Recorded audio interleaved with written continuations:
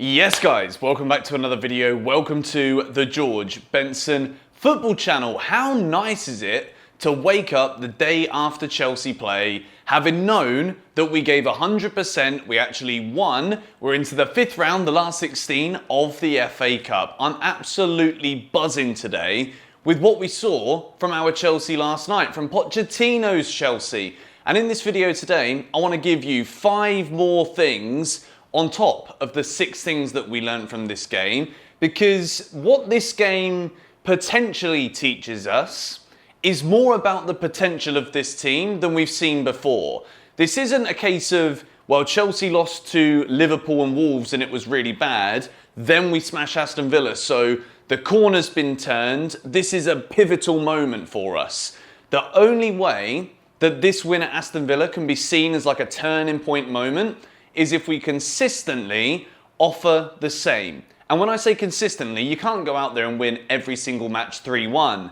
But what you can do is give the same fight, give the same hunger, the determination, the work rate for one another.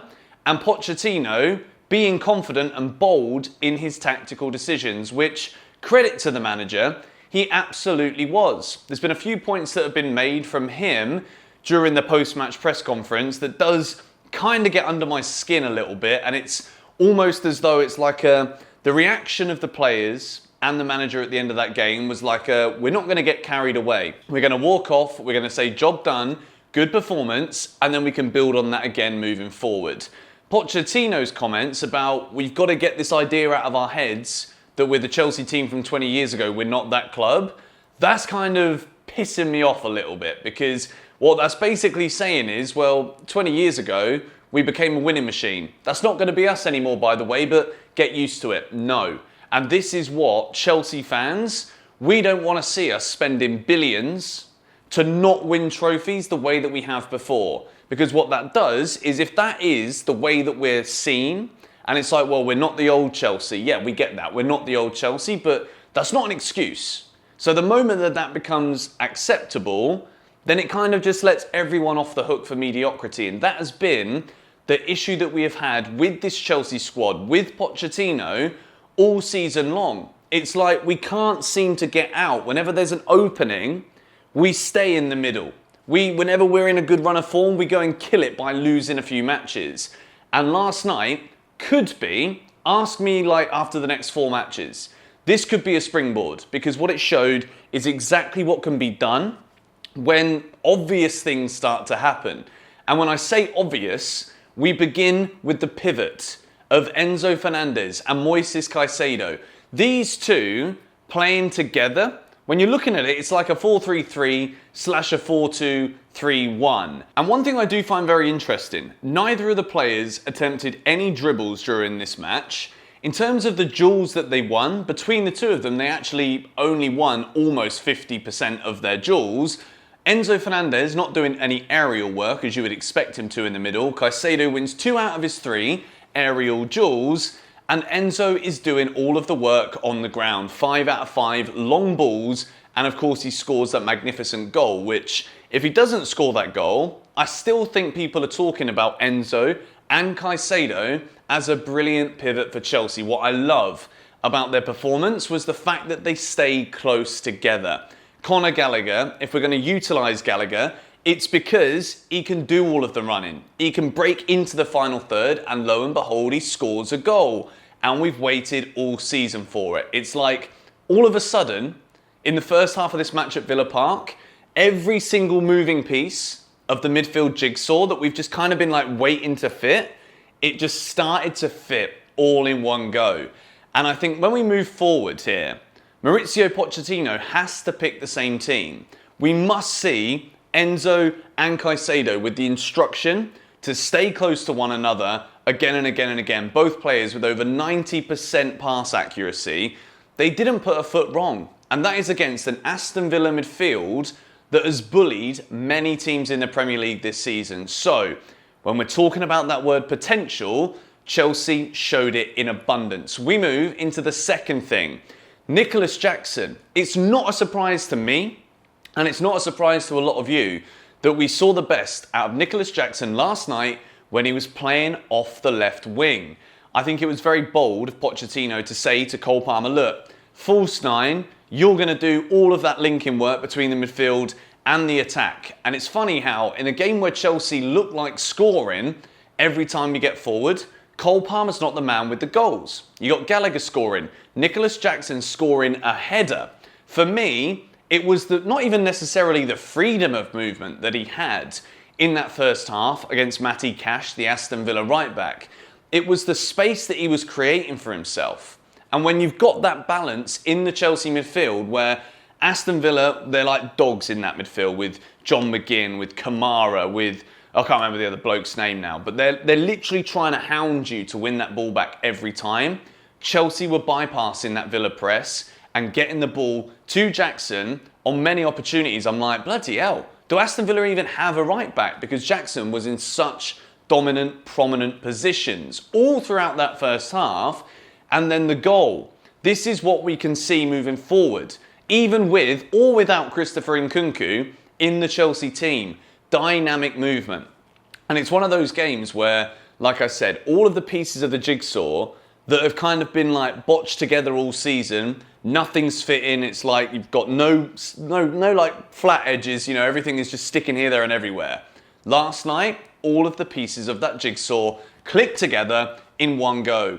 We move into the Axel Disasi Benoit Badiashile partnership. This is a partnership that we have not really seen much this season, and I'll be honest, I've always been a massive fan of Thiago Silva.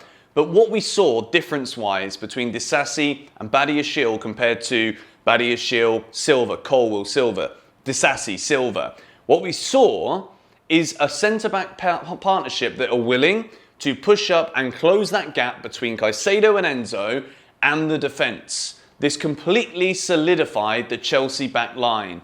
There were no holes. Aston Villa were finding it so difficult to bypass that initial line of Enzo and Caicedo. They were staying close together, and so were Disasi and Badiashile. So if you do manage to bypass that Enzo-Caicedo partnership, then you got the brick wall from Monaco directly behind you. Axel Disasi, there was a brilliant interception in there, huge block.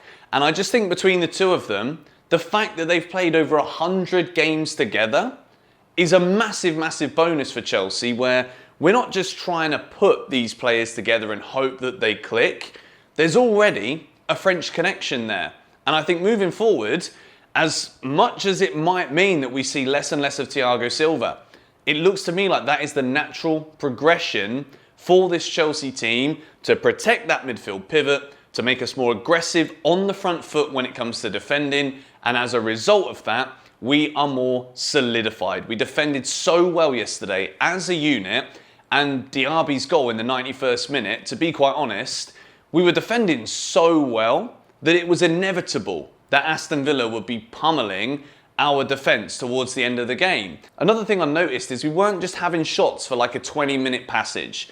Quite often this season we've seen Chelsea turning up and playing well for like a 15-minute spell in a game. We were getting shots away from the first 5 all the way to injury time in the second half of this match here at Villa Park. Overall, it was absolutely magnificent. Point number 4 is Malo Gusto. And I want to paint a little picture here about Malo Gusto, because you've got to remember this guy is only 20 years old, which is absolutely incredible.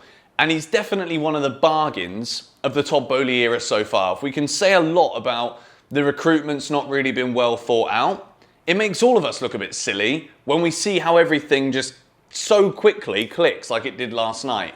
But like I said at the beginning of the video, unless it's consistent, then it doesn't really mean anything. Every team can have their day. We want that day to be 80% of matches minimum. That's how Chelsea be successful. But Malo Gusto, he very rarely has a bad game. And I think there is a world here where if Chelsea have Reece James, Malo Gusto at this club, maybe we still at some point see Pochettino or another manager adapt for Chelsea, where we're playing against the big teams and we might need to revert to a 3 at the back system. Reece James, right centre-back. Malo Gusto, right wing-back. Protection for Reece James, so he's not constantly bombing up and down that wing, destroying his hamstring. Now, I see a world where this actually fits for Chelsea, and I think we're blessed, to be fair, when we look all over the field and we're like, There's still holes here, there's still holes there, there's still improvements here, there's still improvements there. We're not just going to let this one result against Aston Villa just shadow over the fact that there is still a lot of work that needs to be done on this squad. There is. But in terms of that right back, full back depth that Chelsea have with Gusto being there, it's absolutely amazing. I thought he was fantastic. The cross for Nicholas Jackson. It's just like, Pochettino, mate, if you want to keep your job, more of the same. Please, play these players in their natural positions. And you're going to see the fruits of that labour. Malo Gusto as a right back is absolutely fantastic. And point number 5, and this is kind of the overarching point above all of the other ones. From minute 1 to minute 94, Chelsea showed fight. There was a massive determination here, which, to be fair, when you look at some of the comments pre-match from Pochettino in his press conference, I was looking at it thinking, the guy is talking a load of bollocks. He's talking a load of nonsense, but when he was saying that there'd been a team meeting, everybody was kind of huddled together at Cobham, you could see that. And in the build-up to this game, it was very quiet from Chelsea. It was very, we're together, we're backing each other. Pochettino gives that public display of approval for that squad of players, and they immediately respond. So as fans, and this is the important part here, I've spent the last week slating this squad, slating the manager, slating the whole club, because what we were seeing were products that were actually the product of our own downfall. We didn't have the fight that we showed last night. We didn't have that hunger, determination, and demand from one another out there on the field. Even the fans, the Chelsea away fans at Villa Park were absolutely top dollar. Ask any fan who was at that ground, were Chelsea away fans good? They'd be like, oh yeah, they were loud. We were literally responding to what we saw on the pitch. That is one of the best Chelsea performances that I remember since we won the Champions League. And that was a final in May 2021. Tattoo on my wrist right here. And if we beat Leeds, we're into the FA Cup quarter-final. That is exactly the kind of performance that should spur Chelsea on here to go to Selhurst Park next Monday, absolutely batter Roy Hodgson's Crystal Palace. Then we've got Man City away. Then it's Liverpool in the Carabao Cup final, then Leeds in the FA Cup. I'm hoping that this is the springboard. I'm hoping that this is the turning point, because what we saw was a Chelsea team that were absolutely magnificent from the top of the pitch to the bottom of the pitch. It was brilliant. And that is still without Reece James, Romeo Lavia, Christopher Nkunku only coming on in the second half, showing a couple of glimpses of brilliance. Raheem Sterling dropped, Thiago Silva dropped. This is what we need to see. That Chelsea team we saw last night, don't make any changes. Don't even start Nkunku against Crystal Palace unless there's any issue with any of the other players. That team is what I want to see. I thought we were brilliant. I wanted to make this video to kind of back everything up and start to show that we're not here to just try and pinpoint everything and say the manager's awful, the club are awful, the players are awful. When you do well, when you play well, you get praise. Now show me consistently and things will change. And that is the final point I need to make here. It's perfectly okay for me and you to flip-flop in your opinions on whether or not you think the manager's the right guy or not. One game doesn't make me think that the future is firmly under Pochettino. Keep doing that, mate, and I'll change my mind. That's the way that football goes, and I'll see you guys in the next video tomorrow.